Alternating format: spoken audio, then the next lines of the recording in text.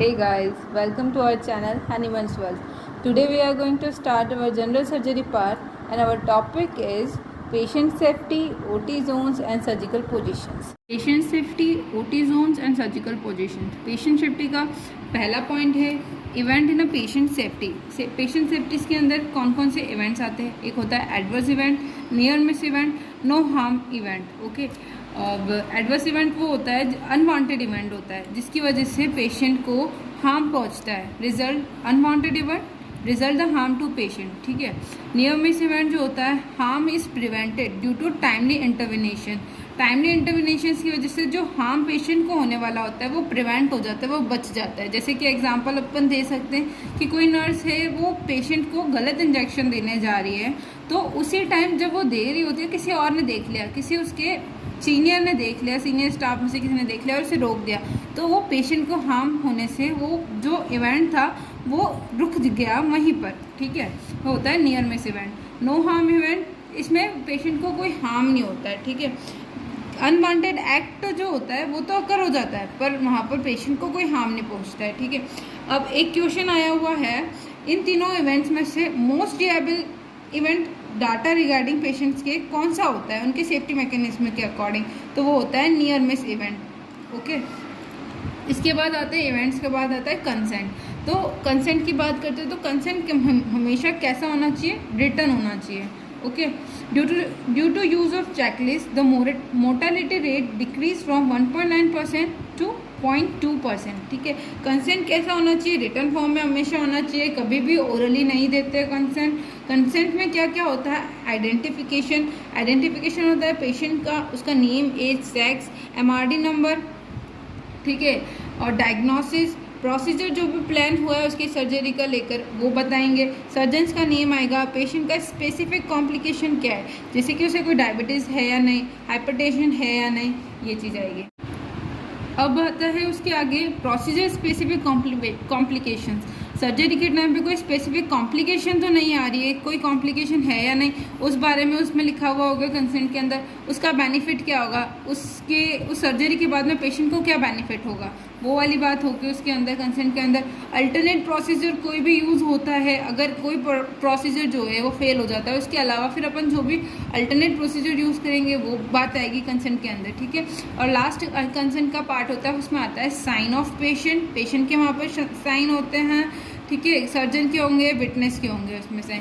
अगर पेशेंट जो होता है वो माइनर होता है, वो अनकॉन्शियस होता है, ठीक है, तो उस टाइम पे क्या होता है कि उसका डिसीजन मेकर जो होगा, पेशेंट के साथ में जो भी पर्सन होगा वो उसका डिसीजन लेगा कि यहाँ पर सर्जरी वो करवाना चाहते हैं या नहीं करवाना चाहते हैं, और कंसेंट पे साइन भी उन्हीं के होंगे। अगर पेशेंट कोई फॉरेनर है तो interpreted consent should be obtain और सर्जन के साइन भी वहाँ पर होंगे।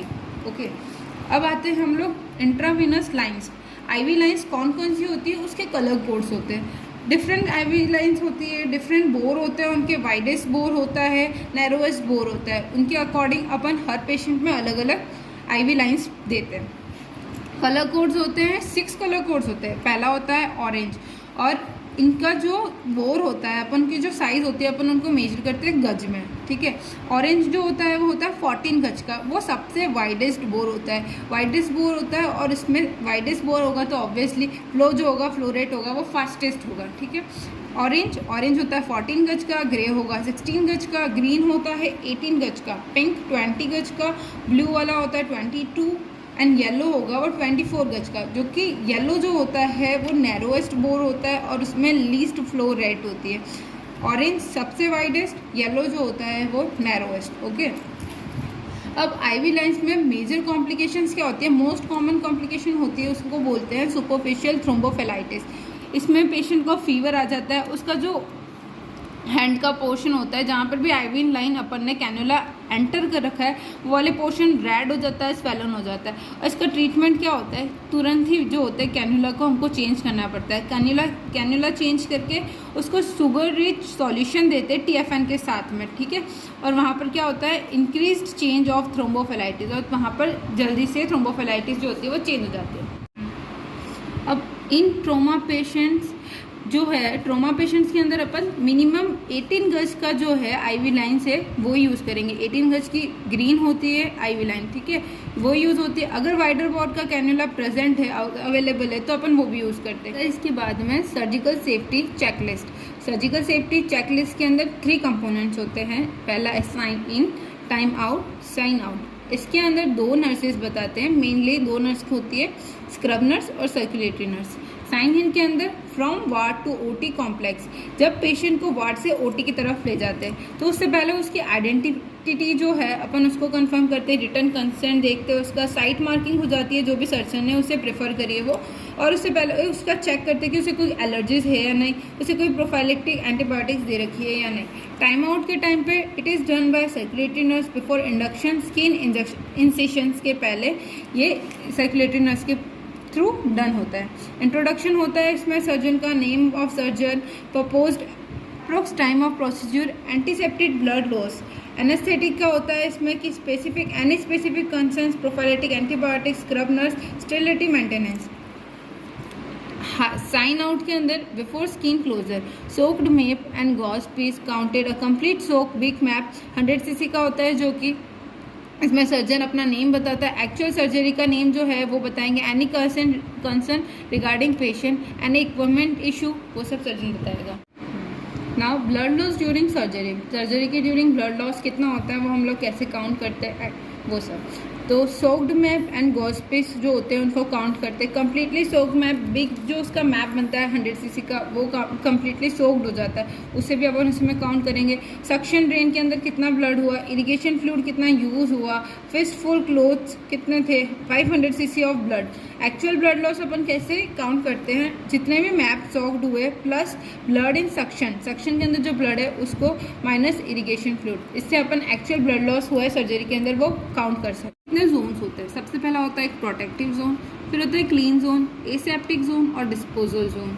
प्रोटेक्टिव जोन्स के अंदर आता है changing room, transfer by pre और पोस्ट रूम्स, आईसीयू, पीएसयू, ठीक है। क्लीन जोन के अंदर आता है, क्लीन जोन जो होता है कनेक्ट करता है प्रोटेक्टिव जोन और एसेप्टिक जोन को। प्रोटेक्टिव और एसेप्टिक जोन के बीच में होता है क्लीन जोन, वहाँ पर होता है equipment store room, maintenance workshop और वो सब, ठीक है। एसेप्टिक जोन जो होता है, जो कि होता है ओटी। डिस्पोजल जोन होता है all waste and disposal, all waste are disposed of. OT की पोजीशंस कौन कौन सी होती है, फर्स्ट है सुपाइन जो मोस्ट कॉमन होती है, ठीक है, use for abdominal breast surgery, ठीक है। न्यूट्रल होती है जिसमें head and foot, end of table दोनों का लेवल जो होता है हेड और फुट का टेबल के लेवल से सेम होता है। टेंडरबर्ग्स पोजीशन के अंदर फुट एंड जो होता है टेबल का वो राइज्ड होता है, इसको यूज़ करते हैं पेल्विक सर्जरी। रिवर्स टेंडरबर्ग पोजीशन जो होती है उसमें हेड जो होता है वो राइज्ड होता है, फुट जो होते हैं वो लोअर होते हैं, वो लोअर में होता है। प्रोन पोजीशन, ठीक है, उसमें उल्टा होता है, इसको यूज़ करते हैं स्पाइनल सर्जरी के अंदर, पिनोलाइज साइनस सर्जरीज के अंदर। लिथोटोमी पोजीशन ऑप्शन गायनिक में यूज़ होती है मोस्ट ऑफ यूरोलॉजिकल प्रोसीजर्स के अंदर। लैटरल किडनी पोजीशन जो कि यूज़ होती है थोरेक्टोमी में, लैटरल किडनी पोजीशन होती है, ठीक है। सिटिंग फ्लावर पोजीशन जो होती है क्रेनियल सर्जरी में, पोस्टीरियर क्रेनियल फोसा के अंदर, उन सब में यूज़ होगी। एडिटिवली ब्लड लॉस जो होता है वो बहुत कम होता है। रोज पोजीशन थायराइड सर्जरी में यूज होगी। अर्लियर इसको हेमोरॉइड और फिशर सर्जरी के लिए यूज़ करते थे, ओके, और इसकी वजह से पोजिशनल एस्पाइजिया कॉज होता था, पहले यूज़ होती थी अब नहीं होती है, not used any longer. Davis position Trendelenburg lithotomy position होती है, ये यूज्ड होती है एपीआर एब्डोमिनल पेरिनियल रिएक्शंस के अंदर, एलएआर लोअर एंटीरियर रिसेक्शंस